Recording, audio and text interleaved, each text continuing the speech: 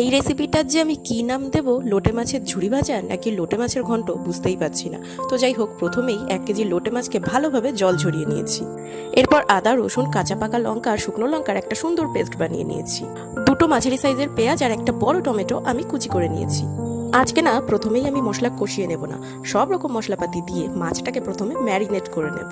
Ready করে নেওয়া মশলাগুলো দেওয়ার সাথে সাথে নুন, হলুদ, জিরের গুঁড়ো আর ধনের গুঁড়ো দিয়েছি, তার সাথে দিয়েছি সর্ষের তেল। খুব ভালোভাবে ম্যারিনেট করে নিয়ে আমি এটাকে 10 মিনিটের জন্য রেখে দিয়েছিলাম। কড়াইতে এবার সাদা তেল গরম করে নিয়ে এই মাছের মিশ্রণটা এবার আমি ঢেলে দিলাম, আর তারপরে খুব ভালোভাবে এটাকে একটু মিক্স করে নিয়ে দিয়ে দিলাম উপর থেকে ঢাকা। ঢাকনা খুলতেই তো একেবারে অবাক, দেখুন জল ছেড়ে একেবারে একটা পুকুর তৈরি হয়ে গেছে কড়াইয়ের মধ্যে। আর কিন্তু ঢাকা দেওয়া যাবে না, এমনি ন্যাকা টাইপের মাছ, আরও কিন্তু জল বেরোতে শুরু করবে। এই দেখুন খুব ভালোভাবে জলটা শুকিয়ে নিয়েছি। এবার উপর থেকে আমি দিয়েছি গরম মশলার গুঁড়ো, আমার কাছে যেহেতু ধনেপাতা ছিল না। আর আমাদের রান্নাটা রেডি, এভাবে ট্রাই করে দেখবেন।